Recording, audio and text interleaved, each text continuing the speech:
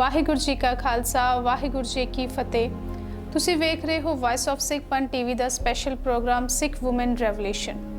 ਮੈਂ ਪਵਨਦੀਪ ਕੌਰ ਅੱਜ ਦੇ ਐਪੀਸੋਡ ਵਿੱਚ ਆਪ ਸਾਰਿਆਂ ਨੂੰ ਜੀ ਆਇਆਂ ਆਖਦੀ ਹਾਂ। ਜਿਵੇਂ ਕਿ ਆਪ ਸਾਰੇ ਜਾਣਦੇ ਹੋ, ਸਾਡਾ ਇੱਕ ਐਸਾ ਪ੍ਰੋਗਰਾਮ ਜਿਸ ਦੇ ਰਾਹੀਂ ਅਸੀਂ ਤੁਹਾਨੂੰ ਸਿੱਖ ਇਤਿਹਾਸਿਕ ਬੀਬੀਆਂ ਦੇ ਜੀਵਨ ਨਾਲ ਜਾਣੂ ਕਰਵਾਉਂਦੇ ਹਾਂ। ਅੱਜ ਇਸੇ ਕਨਸੈਪਟ ਨੂੰ ਅਗਾਂਹ ਵਧਾਉਂਦੇ ਹੋਏ ਇੱਕ ਹੋਰ ਇਤਿਹਾਸਿਕ ਬੀਬੀ ਦੇ ਜੀਵਨ ਉੱਤੇ ਝਾਤ ਮਾਰਨ ਦੀ ਕੋਸ਼ਿਸ਼ ਕਰਾਂਗੇ।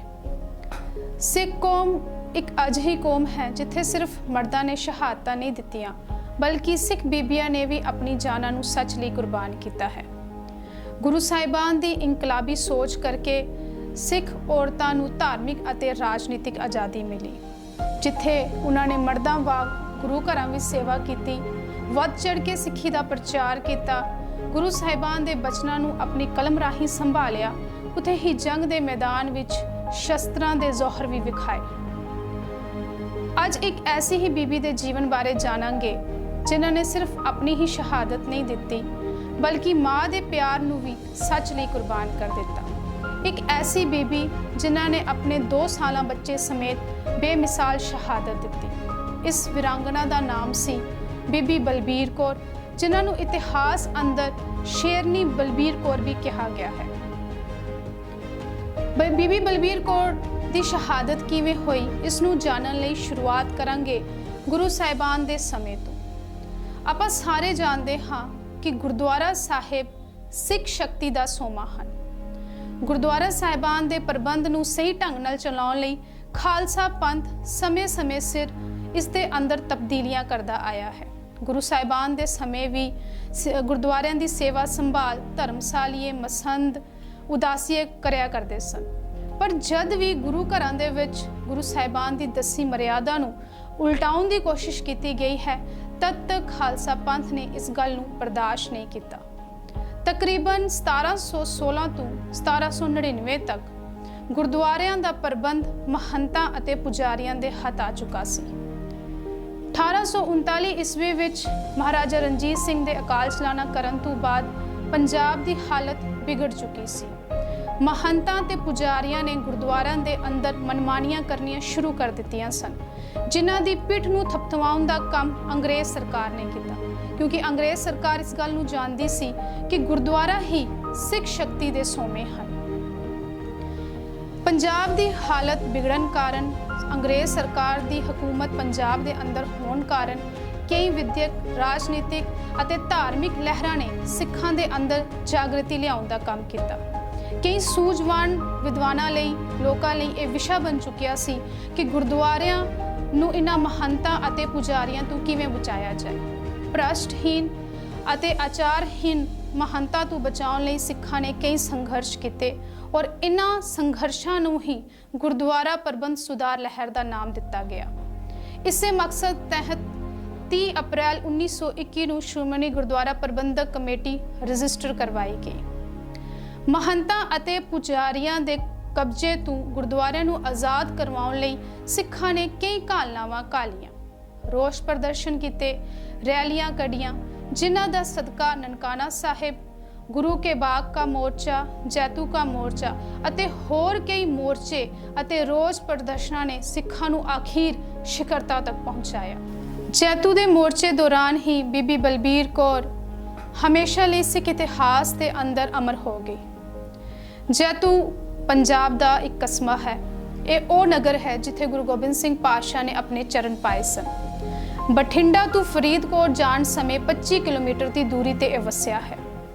ਲੁਧਿਆਣੇ ਤੋਂ 120 ਕਿਲੋਮੀਟਰ, ਪਟਿਆਲੇ ਤੋਂ 180 ਕਿਲੋਮੀਟਰ, ਅੰਮ੍ਰਿਤਸਰ ਤੋਂ 150 ਕਿਲੋਮੀਟਰ ਤੇ ਚੰਡੀਗੜ੍ਹ ਤੋਂ 234 ਕਿਲੋਮੀਟਰ ਤੇ ਇਹ ਜੈਤੂ ਸ਼ਹਿਰ ਸਥਿਤ ਹੈ। ਸਿੱਖ ਰਿਆਸਤ ਸਮੇਂ ਇਹ ਨਾਭਾ ਵਿੱਚ ਪੈਂਦਾ ਸੀ। ਉਸ ਸਮੇਂ ਨਾਭਾ ਦੇ ਰਾਜਾ ਮਹਾਰਾਜਾ ਰਿਪੂ ਦਮਨ ਸਿੰਘ ਸਨ। ਮਹਾਰਾਜਾ ਸਰਦਾਰ ਰਿਪੂ ਦਮਨ ਸਿੰਘ ਆਜ਼ਾਦ ਖਿਆਲਾਂ ਦੇ ਅਤੇ ਗੁਰਦੁਆਰਾ ਪ੍ਰਬੰਧਕ ਸੁਧਾਰ ਲਹਿਰ ਦੇ ਸਮਰਥਕ ਵੀ ਸਨ। ਇੱਕ ਚੰਗੇ ਰਾਜਾ ਹੋਣ ਦੇ ਨਾਲ-ਨਾਲ ਉਹਨਾਂ ਨੇ ਬਹੁਤ ਸਾਰੇ ਪੰਥਕ ਫੈਸਲਿਆਂ ਵਿੱਚ ਪੰਥ ਦਾ ਪੱਖ ਪੂਰਿਆ ਸੀ। ਕਿਹਾ ਜਾਂਦਾ ਹੈ ਕਿ ਸਰਦਾਰ ਹੀਰਾ ਸਿੰਘ ਦੀ ਮੌਤ ਤੋਂ ਬਾਅਦ ਜਦ ਰਾਜਾ ਰਿਪੂ ਦਮਨ ਦੀ ਤਾਜਪੋਸ਼ੀ ਅੰਗਰੇਜ਼ ਸਰਕਾਰ ਨੇ ਕਰਨੀ ਚਾਹੀ ਤਾਂ ਰਾਜਾ ਰਿਪੂ ਦਮਨ ਸਿੰਘ ਨੇ ਮਨਾਹੀ ਕਰ ਦਿੱਤੀ। ਇਹ ਵੀ ਇਤਿਹਾਸ ਵਿੱਚ ਲਿਖਿਆ ਮਿਲਦਾ ਹੈ ਕਿ ਨਾਭਾ ਰਿਆਸਤ ਹੀ ਇੱਕ ਐਸੀ ਰਿਆਸਤ ਸੀ ਜਿੱਥੇ ਸਿੰਘ ਪੂਰਾ ਬਾਣਾ ਪਾ ਕੇ ਆਜ਼ਾਦੀ ਮਾਣ ਰਹੇ ਸਨ। ਰਿਪੂ ਦਮਨ ਸਿੰਘ ਸਿੱਖਾਂ ਦੇ ਵਿੱਚ ਸਤਕਾਰੇ ਜਾਣ ਲੱਗੇ ਸਨ ਕਿਉਂਕਿ ਬਹੁਤ ਸਾਰੇ ਪੰਥਕ ਫੈਸਲੇ ਉਹਨਾਂ ਨੇ ਸਿੱਖ ਪੰਥ ਦੇ ਹੱਕਾਂ ਵਿੱਚ ਦਿੱਤੇ ਸਨ। ਨਾਭਾ ਰਿਆਸਤ ਅਤੇ ਪਟਿਆਲਾ ਰਿਆਸਤ ਵਿੱਚ ਆਪਸੀ ਝਗੜੇ ਸਨ। ਇਹਨਾਂ ਝਗੜਿਆਂ ਦਾ ਫਾਇਦਾ ਅੰਗਰੇਜ਼ ਸਰਕਾਰ ਨੇ ਚੁੱਕਿਆ। ਪਟਿਆਲਾ ਰਿਆਸਤ ਅਤੇ ਨਾਭਾ ਰਿਆਸਤ ਦੇ ਆਪਸੀ ਝਗੜੇ ਨੂੰ ਨਿਪਟਾਉਣ ਲਈ ਅਲਾਹਾਬਾਦ ਦੇ ਹਾਈ ਕੋਰਟ ਦੇ ਇੱਕ ਜੱਜ ਨੂੰ ਨਿਯੁਕਤ ਕੀਤਾ ਗਿਆ। ਬਾਅਦ ਵਿੱਚ ਇਸ ਜੱਜ ਨੇ ਮਹਾਰਾਜਾ ਰਿਪੂ ਦਮਨ ਸਿੰਘ ਦੇ ਵਿਰੁੱਧ ਫੈਸਲਾ ਸੁਣਾਇਆ। 9 ਜੁਲਾਈ 1923 ਈਸਵੀ ਨੂੰ ਮਹਾਰਾਜਾ ਨਾਭਾ ਨੂੰ ਜਬਰਨ ਗ੍ਰਿਫਤਾਰ ਕਰਕੇ ਗਦੀਓਂ ਲਾ ਦਿੱਤਾ ਗਿਆ, ਜਿਸ ਦੇ ਕਾਰਨ ਸਿੱਖ ਸਮਾਜ ਦੇ ਅੰਦਰ ਸਖਤ ਐਜੀਟੇਸ਼ਨ ਸ਼ੁਰੂ ਹੋ ਗਈ। ਸਿੱਖ ਸਮਾਜ ਨੇ ਸ਼੍ਰੋਮਣੀ ਗੁਰਦੁਆਰਾ ਪ੍ਰਬੰਧਕ ਕਮੇਟੀ ਨੂੰ ਚਿੱਠੀਆਂ ਲਿਖਣਾ ਸ਼ੁਰੂ ਕਰ ਦਿੱਤੀਆਂ ਕਿਉਂਕਿ ਪੰਥ ਦਾ ਖਿਆਲ ਸੀ ਕਿ ਮਹਾਰਾਜਾ ਨੂੰ ਗਦੀਓਂ ਲਾਏ ਜਾਣ ਦਾ ਅਸਲ ਕਾਰਨ ਸਿੱਖ ਸਮਾਜ ਦੇ ਨਾਲ ਚੰਗਾ ਵਰਤਾਰਾ ਹੋਣਾ ਹੈ। ਪਰ ਸ਼੍ਰੋਮਣੀ ਗੁਰਦੁਆਰਾ ਪ੍ਰਬੰਧਕ ਕਮੇਟੀ ਇੱਕ ਨਿਰੋਲ ਧਾਰਮਿਕ ਸੰਸਥਾ ਹੋਣ ਕਾਰਨ ਇਸ ਮਾਮਲੇ ਵਿੱਚ ਦਖਲਅੰਦਾਜ਼ੀ ਨਹੀਂ ਕਰ ਸਕਦੀ ਸੀ। ਪਰ 5 ਅਗਸਤ 1923 ਈਸਵੀ ਨੂੰ ਸ਼੍ਰੋਮਣੀ ਗੁਰਦੁਆਰਾ ਪ੍ਰਬੰਧਕ ਕਮੇਟੀ ਨੇ ਮਹਾਰਾਜਾ ਰਿਪੂ ਦਮਨ ਸਿੰਘ ਨਾਲ ਹਮਦਰਦੀ ਦਾ ਮਤਾ ਪਾਸ ਕਰਦੇ ਹੋਏ ਇਹ ਫੈਸਲਾ ਕੀਤਾ ਕਿ 9 ਸਤੰਬਰ 1923 ਈਸਵੀ ਨੂੰ ਨਾਭਾ ਡੇ ਬਣਾਇਆ ਜਾਵੇਗਾ।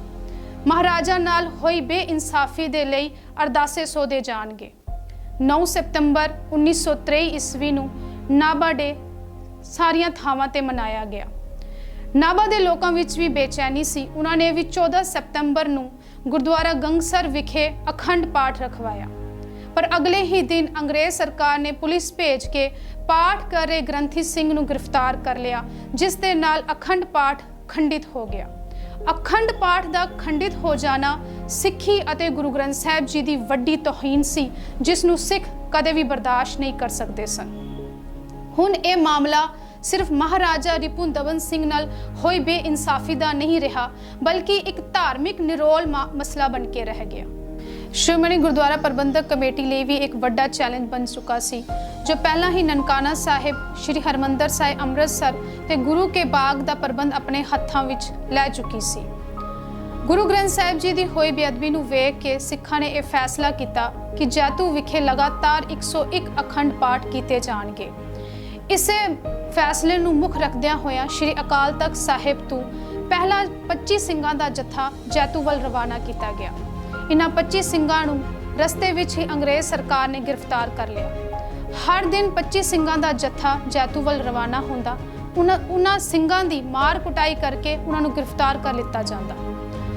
23 ਅਕਤੂਬਰ 1923 ਈਸਵੀ ਨੂੰ ਅੰਗਰੇਜ਼ ਸਰਕਾਰ ਨੇ ਸ਼੍ਰੋਮਣੀ ਗੁਰਦੁਆਰਾ ਪ੍ਰਬੰਧਕ ਕਮੇਟੀ ਅਤੇ ਅਕਾਲੀ ਦਲ ਦੋਨਾਂ ਨੂੰ ਕਾਨੂੰਨ ਖਿਲਾਫ ਜਮਾਇਤਾਂ ਦਾ ਕਰਾਰ ਦੇ ਕੇ ਉਹਨਾਂ ਦੇ ਕੁਝ ਮੈਂਬਰਾਂ ਨੂੰ ਗ੍ਰਿਫਤਾਰ ਕਰ ਲਿਆ, ਜਿਨ੍ਹਾਂ ਉੱਤੇ 4 ਨਵੰਬਰ 1923 ਈਸਵੀ ਨੂੰ ਅੰਮ੍ਰਿਤਸਰ ਵਿਖੇ ਮੁਕੱਦਮਾ ਸ਼ੁਰੂ ਕਰ ਦਿੱਤਾ ਗਿਆ।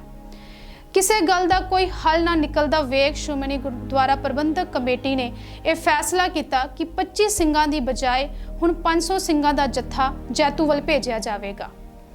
ਨਾਲ ਹੀ ਇਹ ਫੈਸਲਾ ਵੀ ਕੀਤਾ ਗਿਆ ਕਿ ਜਿਤਨੀਆਂ ਵੀ ਮੁਸੀਬਤਾਂ ਸਹਿਣੀਆਂ ਪਈਆਂ, ਉਹਨਾਂ ਮੁਸੀਬਤਾਂ ਨੂੰ ਬਿਨਾਂ ਮੁਕਾਬਲਾ ਕੀਤੇ ਸਹਿਣ ਕੀਤਾ ਜਾਵੇਗਾ। ਇਸ ਤਰ੍ਹਾਂ ਇਹ ਅਹਿੰਸਕ ਮਾਰਚ ਸਿੱਖਾਂ ਵੱਲੋਂ ਲਗਾਇਆ ਗਿਆ, ਜਿਸ ਨੂੰ ਪੂਰਾ ਵਿਸ਼ਵ ਦੇਖ ਰਿਹਾ ਸੀ। ਇਸ 500 ਦੇ ਪਹਿਲੇ ਜੱਥੇ ਵਿੱਚ ਬੀਬੀਆਂ ਵੀ ਸ਼ਾਮਿਲ ਹੋਈਆਂ।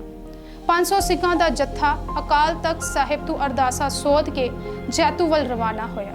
ਪਹਿਲਾਂ ਤਾਂ ਬੀਬੀਆਂ ਨੂੰ ਜੱਥੇ ਵਿੱਚ ਸ਼ਾਮਿਲ ਹੋਣ ਤੋਂ ਮਨਾ ਕਰ ਦਿੱਤਾ ਗਿਆ, ਪਰ ਲੰਗਰ ਵਰਤਾਉਣ ਅਤੇ ਬਣਾਉਣ ਦੀ ਸੇਵਾ ਦੀ ਗੱਲ ਕਰਕੇ ਬੀਬੀਆਂ ਨੇ ਨਾਲ ਜਾਣ ਲਈ ਠਾਣ ਲਈ। ਇਸੇ ਜੱਥੇ ਵਿੱਚ ਬੀਬੀ ਬਲਬੀਰ ਕੌਰ ਵੀ ਆਪਣੇ ਬੱਚੇ ਸਮੇਤ ਸ਼ਾਮਿਲ ਹੋਈ। ਇਹ ਜੱਥਾ 9 ਫਰਵਰੀ 1924 ਈਸਵੀ ਨੂੰ ਸ਼੍ਰੀ ਅਕਾਲ ਤਖਤ ਸਾਹਿਬ ਤੋਂ ਅਰਦਾਸਾ ਸੋਧ ਕੇ ਬੋਲੇ ਸੋਨੇ ਹਾਰ ਸਤਿ ਸ਼੍ਰੀ ਅਕਾਲ ਦੀ ਗੂੰਜਾਂ ਵਿੱਚ ਅਕਾਲ ਤਖਤ ਸਾਹਿਬ ਤੋਂ ਜੈਤੂ ਵੱਲ ਰਵਾਨਾ ਹੋਇਆ। ਇਹ ਜੱਥਾ ਪਹਿਲੇ ਪੜਾਅ ਲਈ ਜਿੱਥੇ ਰੁਕਿਆ, ਉੱਥੇ ਦੀ ਸੰਗਤਾਂ ਨੇ ਵੱਧ ਚੜ੍ਹ ਕੇ ਸੇਵਾ ਕੀਤੀ, ਜਿਸ ਤੋਂ ਇਹ ਸਾਫ਼ ਹੋ ਗਿਆ ਕਿ ਲੰਗਰ ਬਣਾਉਣ ਅਤੇ ਵਰਤਾਉਣ ਲਈ ਬੀਬੀਆਂ ਦੀ ਸੇਵਾ ਦੀ ਜ਼ਰੂਰਤ ਨਹੀਂ ਪਵੇਗੀ। ਜੱਥੇ ਦੇ ਲੀਡਰਾਂ ਨੇ ਬੀਬੀਆਂ ਨੂੰ ਵਾਪਸ ਜਾਣ ਲਈ ਕਿਹਾ। ਬਹੁਤ ਸਾਰੀਆਂ ਬੀਬੀਆਂ ਸਹਿਮਤ ਹੋ ਗਈਆਂ, ਪਰ ਬਲਬੀਰ ਕੌਰ ਇਸ ਜੱਥੇ ਦੇ ਨਾਲ ਅੱਗੇ ਹੀ ਜਾਣਾ ਚਾਹੁੰਦੀ ਸੀ। ਬੀਬੀ ਬਲਬੀਰ ਕੌਰ ਨੇ ਜਥੇਦਾਰ ਨੂੰ ਜੋ ਬਚਨ ਕਹੇ, ਉਹਨਾਂ ਨੂੰ ਸਵਿੰਦਰਪਾਲ ਕੌਰ ਨੇ ਆਪਣੀ ਬੁੱਕ ਵੂਮਨ ਇਨ ਇੰਡੀਅਨ ਫਰੀडम ਸਟਰਗਲ ਵਿੱਚ ਇੰਜ ਲਿਖਿਆ ਹੈ। ਬੀਬੀ ਬਲਬੀਰ ਕੌਰ ਨੇ ਕਿਹਾ, ਵੀਰਾ ਮੈਨੂੰ ਰੋਕ ਨਾ। ਇਸ ਜਥੇ ਦੇ ਵਿੱਚ ਜਿਤਨੇ ਵੀ ਸਿੰਘ ਨੇ ਉਹ ਸਾਰੇ ਗੁਰੂ ਗੋਬਿੰਦ ਸਿੰਘ ਪਾਤਸ਼ਾਹ ਦੇ ਜਿੰਦਾ ਸ਼ਹੀਦ ਪੁੱਤਰ ਹਨ। ਮੇਰੀ ਜ਼ਿੰਦਗੀ ਦਾ ਮਕਸਦ ਸੇਵਾ ਕਰਨਾ ਹੈ। ਮੌਤ ਤਾਂ ਅਟਲ ਹੈ, ਕਦੇ ਵੀ ਆ ਸਕਦੀ ਹੈ। ਮੈਨੂੰ ਰੋਕ ਨਾ, ਮੈਨੂੰ ਸ਼ਹੀਦ ਹੋ ਜਾਣ ਦੇ। ਇਹ ਅਲਫਾਜ਼ ਕਹਿ ਕੇ ਬੀਬੀ ਬਲਬੀਰ ਕੌਰ ਜਥੇ ਦੇ ਨਾਲ ਅੱਗੇ ਵਧਦੀ ਰਹੀ। 20 ਫਰਵਰੀ ਨੂੰ ਆਖਰੀ ਪੜਾ ਫਰੀਦਕੋਟ ਦੇ ਪਿੰਡ ਬਰਗਾੜੀ ਵਿਖੇ ਇਸ ਜਥੇ ਦਾ ਹੋਇਆ। 21 ਫਰਵਰੀ ਨੂੰ ਸਵੇਰੇ ਦੇ ਦੀਵਾਨ ਮਗਰੂ ਇਹ ਜੱਥਾ ਜੈਤੂ ਵੱਲ ਅੱਗੇ ਵਧਿਆ। ਬਰਗਾੜੀ ਤੋਂ ਜੈਤੂ 9 ਕਿਲੋਮੀਟਰ ਦੀ ਦੂਰੀ ਤੇ ਸੀ। ਬੀਬੀ ਬਲਬੀਰ ਕੌਰ ਵੀ ਆਪਣੇ 2 ਸਾਲਾਂ ਬੱਚੇ ਸਮੇਤ 4-4 ਦੀ ਕਤਾਰਾਂ ਵਿੱਚ ਇਨ੍ਹਾਂ 500 ਸਿੰਘਾਂ ਦੇ ਨਾਲ ਅੱਗੇ ਵਧਦੀ ਰਹੀ। ਗੁਰਦੁਆਰਾ ਗੰਗਸਰ ਜਾਣ ਵਾਲੇ ਰਸਤੇ ਤੇ ਤਾਰਾਂ ਲੱਗੀਆਂ ਹੋਈਆਂ ਸਨ ਅਤੇ ਹਰ ਪਾਸੇ ਫੌਜ ਬੰਦੂਕਾਂ ਲੈ ਕੇ ਖੜੀ ਸੀ। ਗੁਰਦੁਆਰੇ ਦੇ ਕੋਲ ਕਿਲੇ ਉਤੇ ਮਸ਼ੀਨ ਗੰਨਾਂ ਫੌਜ ਵੱਲੋਂ ਤਿਆਰ ਬਰ ਤਿਆਰ ਸਨ। ਬਲਬੀਰ ਕੌਰ ਦੇ ਬੱਚੇ ਨੂੰ ਵੇਖ ਕੇ ਜਥੇਦਾਰ ਨੇ ਇੱਕ ਵਾਰ ਫਿਰ ਬਲਬੀਰ ਕੌਰ ਨੂੰ ਵਾਪਸ ਜਾਣ ਲਈ ਕਿਹਾ, ਪਰ ਬਲਬੀਰ ਕੌਰ ਆਪਣੇ ਬਚਨਾਂ ਤੇ ਅਟਲ ਰਹੀ। ਭਾਵੁਕ ਨਜ਼ਰਾਂ ਨਾਲ ਆਪਣੇ ਬੱਚੇ ਨੂੰ ਵੇਖ ਕੇ ਘੁੱਟ ਕੇ ਜੱਫੀ ਪਾ ਲਈ ਤੇ ਆਪਣੇ ਇਰਾਦੇ ਨੂੰ ਹੋਰ ਮਜ਼ਬੂਤ ਕਰ ਲਿਆ। ਜਦ ਇਹ ਜੱਥਾ ਟਿੱਬੀ ਸਾਹਿਬ ਤੋਂ 150 ਗਜ ਦੀ ਦੂਰੀ ਤੇ ਰਹਿ ਗਿਆ ਤਾਂ ਇੱਕ ਯੂਰੋਪੀਅਨ ਅਫਸਰ ਨੇ ਇਸ ਜੱਥੇ ਨੂੰ ਰੋਕ ਕੇ ਕਿਹਾ ਕਿ ਜੇਕਰ ਅੱਗੇ ਵਧੇ ਤਾਂ ਮਾਰੇ ਜਾਵੋਗੇ। ਪਰ ਸਿੰਘ ਸ਼ਾਂਤੀ, ਹੌਸਲੇ ਅਤੇ ਦਲੇਰੀ ਦੇ ਨਾਲ ਅੱਗੇ ਵਧਦੇ ਰਹੇ। ਬੀਬੀ ਬਲਬੀਰ ਕੌਰ ਨੇ ਆਪਣੇ ਪੁੱਤਰ ਨੂੰ ਛਾਤੀ ਨਾਲ ਲਾ ਲਿਆ ਤੇ ਉਸੇ ਹੌਸਲੇ ਦੇ ਨਾਲ, ਜਿਸ ਹੌਸਲੇ ਦੇ ਨਾਲ ਉਸਨੇ ਇਸ ਜੱਥੇ ਵਿੱਚ ਸ਼ਾਮਿਲ ਹੋਣ ਦਾ ਇਰਾਦਾ ਬਣਾਇਆ ਸੀ, ਉਸੇ ਇਰਾਦੇ ਦੇ ਨਾਲ ਆਪਣੇ ਬੱਚੇ ਨੂੰ ਬਾਹਾਂ ਵਿੱਚ ਲੈ ਕੇ ਅੱਗੇ ਵਧਦੀ ਰਹੀ। ਗੋਲੀਆਂ ਦੀ ਬੌਛਾਰ ਅੰਗਰੇਜ਼ ਸਰਕਾਰ ਵੱਲੋਂ ਸ਼ੁਰੂ ਹੋ ਗਈ। ਸਿੰਘ ਫੱਟੜ ਹੋ ਕੇ ਧਰਤੀ ਉੱਤੇ ਡਿੱਗਣ ਲੱਗ ਪਏ। ਬੀਬੀ ਬਲਬੀਰ ਕੌਰ ਦੇ ਮੱਥੇ ਉੱਤੇ ਪਹਿਲੀ ਗੋਲੀ ਵੱਜੀ, ਜਿਸ ਦੇ ਨਾਲ ਉਸਦਾ ਪੂਰਾ ਚਿਹਰਾ ਲਾਲ ਹੋ ਗਿਆ। ਉਸਦੇ ਡੁੱਲਦੇ ਖੂਨ ਦੇ ਨਾਲ ਬਾਹਾਂ ਵਿੱਚ ਪਿਆ ਬੱਚਾ ਵੀ ਭਿੱਜਿਆ ਗਿਆ।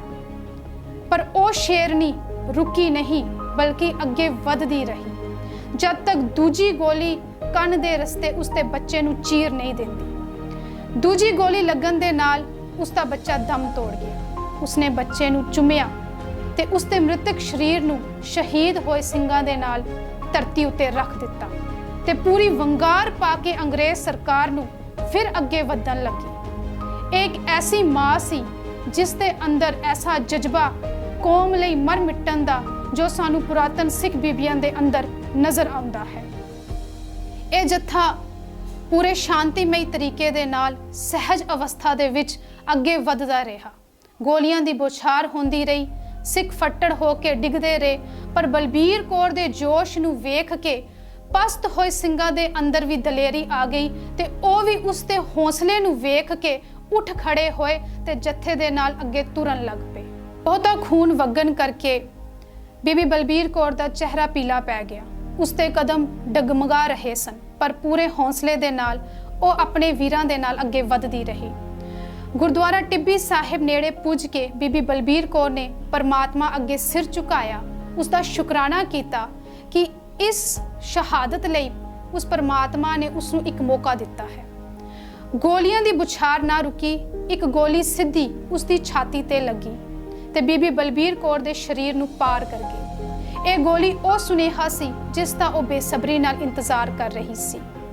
ਗੋਲੀ ਲੱਗਣ ਕਾਰਨ ਉਸਨੇ ਸਵਾਸ ਤਿਆਗ ਦਿੱਤੇ। ਇਸ ਤਰ੍ਹਾਂ ਬੀਬੀ ਬਲਬੀਰ ਕੌਰ ਸਦਾ ਲਈ ਸਿੱਖ ਇਤਿਹਾਸ ਦੇ ਪੰਨਿਆਂ ਅੰਦਰ ਅਮਰ ਹੋ ਗਈ।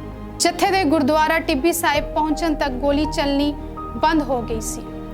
ਜੱਥੇ ਦੇ ਸਿੰਘਾਂ ਨੇ ਇੱਥੋਂ 200 ਗਜ ਦੂਰ ਤਕਰੀਬਨ 800 ਮੀਟਰ ਗੰਗਾਸਰ ਗੁਰਦੁਆਰੇ ਤੱਕ ਪਹੁੰਚਣਾ ਸੀ।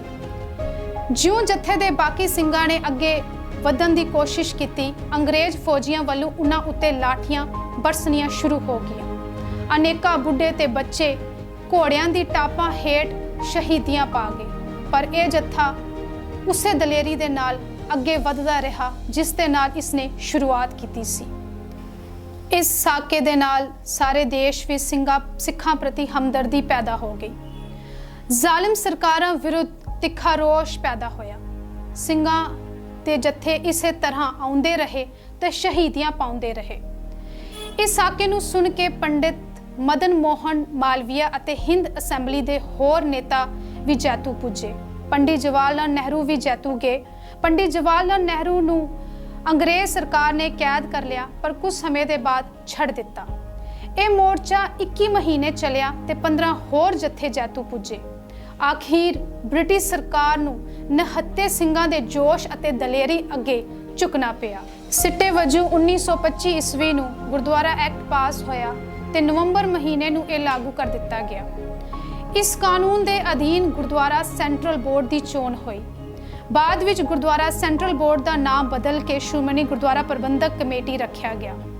ਪੁਰਾਣੀ ਸ਼੍ਰੋਮਣੀ ਗੁਰਦੁਆਰਾ ਪ੍ਰਬੰਧਕ ਕਮੇਟੀ ਨੇ ਨਵੀਂ ਬਣੀ ਸ਼੍ਰੋਮਣੀ ਪ੍ਰਬੰਧਕ ਕਮੇਟੀ ਨੂੰ 4 ਦਸੰਬਰ 1926 ਨੂੰ ਮੁਕੰਮਲ ਚਾਰਜ ਦੇ ਕੇ ਆਪਣੇ ਆਪ ਨੂੰ ਉਸ ਵਿੱਚ ਹੀ ਲੀਨ ਕਰ ਲਿਆ। ਇੱਕ ਅਖੰਡ ਪਾਠ ਖੰਡਿਤ ਹੋਣ ਤੇ ਸਿੰਘਾਂ ਦਾ ਸੰਘਰਸ਼ ਜਾਰੀ ਹੋਇਆ, ਜਿਸ ਦੀ ਸਫਲਤਾ ਨੇ 21 ਜੁਲਾਈ 1925 ਈਸਵੀ ਨੂੰ ਗੁਰਦੁਆਰਾ ਗੰਗਸਰ ਜੈਤੂ ਵਿਖੇ 101 ਅਖੰਡ ਪਾਠ ਕਰਕੇ ਪੰਥ ਦੀ ਆਨ ਬਾਣ ਸ਼ਾਨ ਲਈ ਅਰਦਾਸਾ ਸੋਧਿਆ।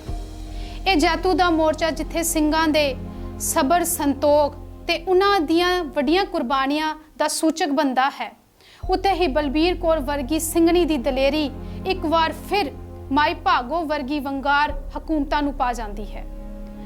ਅੱਜ ਕੌਮ ਫਿਰ ਐਸੀਆਂ ਸ਼ੇਰਨੀਆਂ ਮਾਵਾਂ ਦੀ ਘਾਟ ਮਹਿਸੂਸ ਕਰ ਰਿਹਾ ਹੈ। ਲੋੜ ਹੈ ਅਜਿਹੀਆਂ ਬਹਾਦਰ ਬੀਬੀਆਂ ਨੂੰ ਚੇਤੇ ਰੱਖਣ ਦੀ, ਤਾਂ ਕਿ ਸਮਾਜ ਵਿੱਚ ਬੁਰਾਈ ਨੂੰ ਲਲਕਾਰਿਆ ਜਾ ਸਕੇ। ਇਸ ਤਰ੍ਹਾਂ ਬੀਬੀ ਬਲਬੀਰ ਕੌਰ ਸਦਾ ਲਈ ਸਾਡੇ ਸਾਰਿਆਂ ਲਈ ਪੂਰਨੇ ਪਾ ਗਏ। ਆਓ ਉਹਨਾਂ ਮਹਾਨ ਬੀਬੀਆਂ ਦੇ ਜੀਵਨ ਨੂੰ ਜਾਣ ਕੇ ਆਪਣੇ ਜੀਵਨ ਨੂੰ ਵੀ ਉਹਨਾਂ ਦੇ ਰਸਤੇ ਉੱਤੇ ਤੋਰਨ ਦੀ ਕੋਸ਼ਿਸ਼ ਕਰੀਏ। ਉਮੀਦ ਹੈ ਅੱਜ ਦਾ ਐਪੀਸੋਡ ਆਪ ਸੰਗਤਾਂ ਨੂੰ ਪਸੰਦ ਆਇਆ ਹੋਵੇਗਾ। ਸਾਡੀ ਕੋਸ਼ਿਸ਼ ਇਸ ਪ੍ਰੋਗਰਾਮ ਦੇ ਤਹਿਤ ਇਹ ਰਹੇਗੀ ਕਿ ਅਸੀਂ ਉਹਨਾਂ ਮਹਾਨ ਬੀਬੀਆਂ ਦੇ ਜੀਵਨ ਦੇ ਨਾਲ ਆਪ ਜੀ ਨੂੰ ਜਾਣੂ ਕਰਵਾ ਸਕੀਏ, ਜਿਨ੍ਹਾਂ ਦਾ ਜੀਵਨ ਸਿਰਫ ਇਤਿਹਾਸ ਦੇ ਪੰਨਿਆਂ ਤੱਕ ਸੀਮਿਤ ਰਹਿ ਚੁੱਕਿਆ ਹੈ। ਤੁਸੀਂ ਵੇਖਦੇ ਰਹੋ vice of Sikh Panth TV. Waheguru ji ਕਾ ਖਾਲਸਾ, ਵਾਹਿਗੁਰੂ ਜੀ ਕੀ ਫਤਿਹ।